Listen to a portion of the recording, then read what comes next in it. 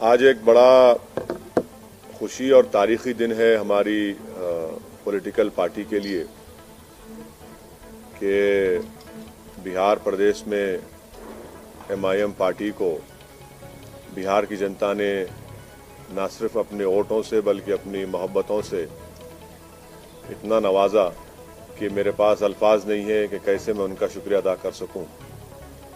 मगर मैं सबसे पहले अल्लाह सुब्हाना व तआला का शुक्रिया अदा करता हूं कि अल्लाह के फजल व करम से मजलिस इत्तेहादुल मुस्लिमीन को एक तारीखी कामयाबी बिहार में मिली है।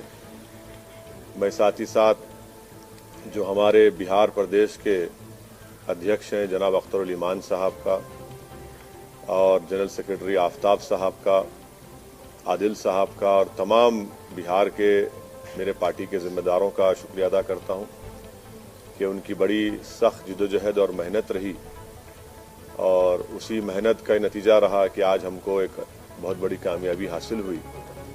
साथ ही साथ में हमारे जो MIM पार्टी के ऑब्जर्वर जनाब माजिद साहब जो हैदराबाद के साबिका मेयर रहे हैं, जो पिछले 5 साल से रेगुलर बिहार को जा रहे हैं और अख्तरुल ईमान साहब के साथ उन्होंने पार्टी को मजबूत किया है, मैं उनका और जो हैदराबाद से महाराष्ट्र से इम्तियाज़ जलील साहब आए, डॉक्टर गफ्फार कादरी, सैयद मोइन, फिरोज़ लाला और उत्तर प्रदेश से हमारे शौकत साहब, ये तमाम लोग वहाँ पर आकर कई दिन 20 दिन कैंप किए, मेहनत किए, इनका भी मैं शुक्रगुजार हूँ। मैं इस मौके पर जनाब कुशवाहा साहब का, बहन मायावती का, देवेंद्र यादव साहब का, राजभर साहब का भी शुक्रिया अदा करता हूं कि हम लोग उनके साथ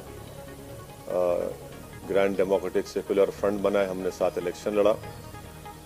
और मैं सीमांचल की जनता का दिल की गहराइयों से उनका शुक्रिया अदा करता हूं कि उन्होंने मजलिस के उम्मीदवारों को कामयाब किया और मैं उनको तयक़ुन देना चाहता हूं कि हमने हमेशा इस बात को कहा है कि जब हमने बिहार में अपनी सियासी सफ़र का आगाज़ किया तो हम इस बात का वादा किए थे और आज भी हम ये कह रहे हैं कि हम सीमांचल से इंसाफ कराएंगे। सीमांचल की सरजमीन पर बसने वालों से पिछले 60 साल से इंसाफ नहीं हुआ। वो न सिर्फ बिहार बल्कि पूरे भारत का सबसे पिछड़ा इलाका है। इसीलिए सीमांचल से इंसाफ की लड़ाई ये जारी रहेगी और जो हमको सीमांचल की जनता ने हमारे उम्मीदवारों को वहां पर विधायक बनाया है, इंशाअल्लाह ताला हम उनके भरोसे पर पूरा उतरने की कोशिश करेंगे। जो वहां के मसाइल हैं, जो वहां का बैकवर्डनेस है, जो वहां पर बाढ़ आने के बाद जो जमीन कटती है, वहां पर स्कूल डिग्री कॉलेजेस नहीं है, अस्पताल नहीं है, ये सब चीजें हैं जिस पर हमको हमारे पूरे विधायक मिलकर इस पर पूरी कोशिश करेंगे और जो भरोसा और एतमाद हम पर किया गया है, हम इंशाअल्लाह ताला उसकी पूरी मेहनत करेंगे और जो हमने आवाम से वादे किए थे उसको पूरा करने की हम पूरी कोशिश करेंगे। मैं फिर से बिहार प्रदेश की जनता का शुक्रिया अदा करता हूं। आपने हमको अपनी मोहब्बतों से, अपने आशीर्वाद से, अपने वोटों से नवाजा है। हम 21 कैंडिडेट खड़ा किए थे और उसमें से 5 कामयाब हुए हैं। जहां पर हमको कामयाबी नहीं मिली, हम वादा कर रहे हैं कि हम फिर से वहां पर जाएंगे।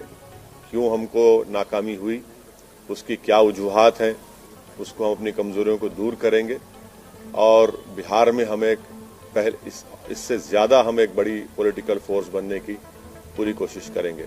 मैं साथ ही साथ बिहार की जनता का भी शुक्रिया अदा करता हूं कि उन्होंने इस कोरोना के वायरस के दौरान भी निकलकर अपने वोट का इस्तेमाल किया। ये बड़ा ही उनका बेबाकी का काम था और बड़ा ही बहादुरी से उन्होंने निकलकर भारत की जमहूरियत को, बिहार के जमहूरियत को इलेक्शन में हिस्सा लिया। मैं उनका भी शुक्रिया अदा करता हूँ। सर, ये जैसे आपने बिहार में आमद की थी, उस सीट को किसान जैसी सीट को आप हार गए, क्या करेंगे? मैंने जैसा कहा अभी कि यकीनन कोई ना कोई कमज़ोरी होगी, खामी होगी, जिसकी वजह से हमने वहाँ की आवाम का एतमाद हासिल नहीं कर सके।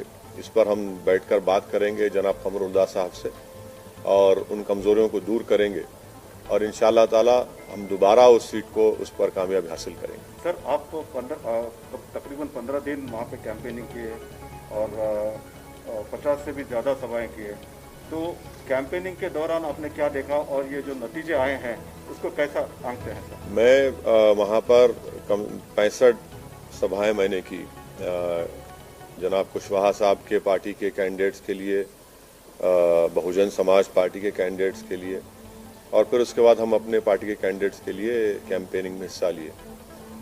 तो हमारा तो मकसद ये था कि हम कुशवाहा साहब को अपना चीफ मिनिस्टर कैंडिडेट बनाकर पेश किए थे। हम तो इस डेमोक्रेटिक सेकुलर फ्रंट के लिए हम मेहनत कर रहे थे। अब तक जो नतीजे आए वो हमारी क्या बोलना चाहिए, हमारी ख्वाहिश के बरक्स हैं, उसका अपोजिट है।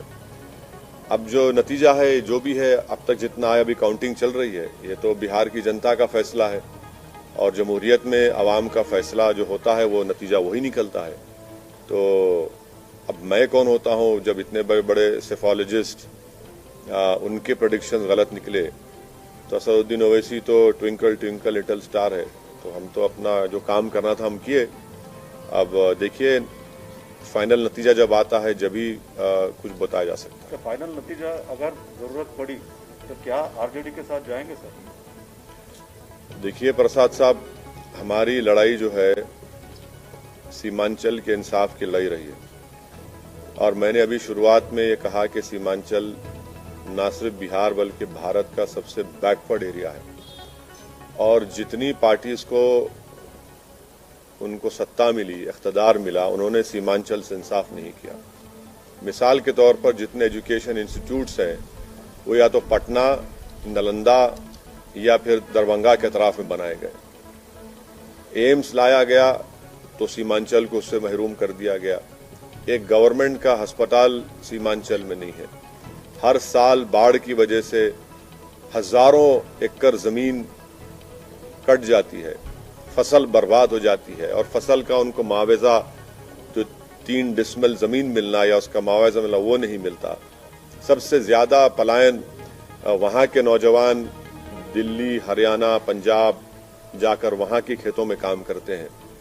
तो इसलिए हमारे लिए सीमांचल का डेवलपमेंट और मैंने आपको याद दिलाना चाहता हूं कि बहैसियते मेंबर ऑफ पार्लियामेंट मैंने एक प्राइवेट मेंबर्स बिल भी पार्लियामेंट में दिया था कि आर्टिकल 371 के तहत एक रीजनल डेवलपमेंट काउंसिल बनाया जाए, जिस तरह हैदराबाद कर्नाटक रीजन में बनाया गया था, क्योंकि जब तक वो बनता नहीं उस इलाके से इंसाफ नहीं होगा। तो सीमांचल के इंसाफ की लड़ाई हमारे लिए बहुत अजीज है, बहुत करीब है और हम उस लड़ाई को जारी रखेंगे।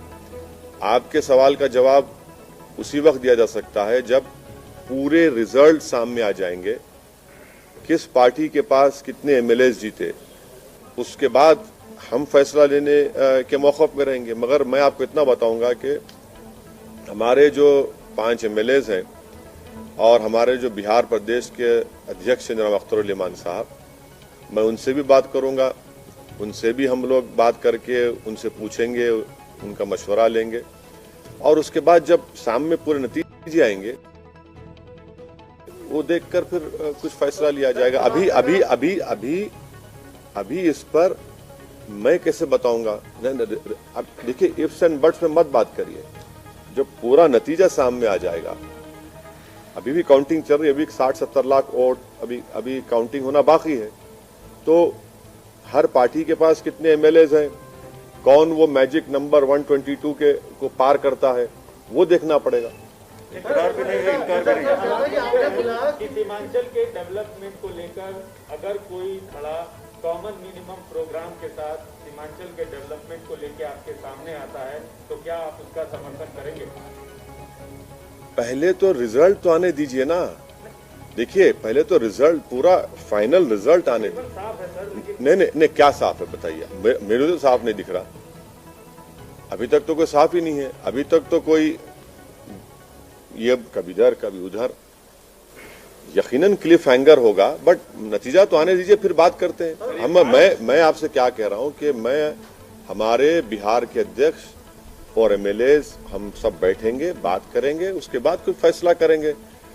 कितना हमको नहीं बोला गया, क्या क्या नहीं बोला गया, कि अगर पूरे 5 साल में अगर किसी पॉलिटिशियन को अगर गाली दी गई है तो अगर आप टॉप 3 निकालेंगे तो टॉप 3 में हमारा नंबर आएगा। क्या क्या आपने कुछ बाकी नहीं रहा ना बोलने के लिए। अब तो बी टीम, सी टीम, वोट कटवा, पैसे लेते हैं, फुला करते हैं। अब हम हेलीकॉप्टर में उड़ रहे तो कहा कि पेट्रोल फुला डाल रहा है, रिजल्ट आ रहे हैं तो कोई कहता है कि देखो इनका एक काम हो गया। तो ये सब बातें भी तो सामने है ना हमारे, तो ये तो देखना पड़ेगा। हम बैठ के बात करेंगे। लेकिन सर जो सवाल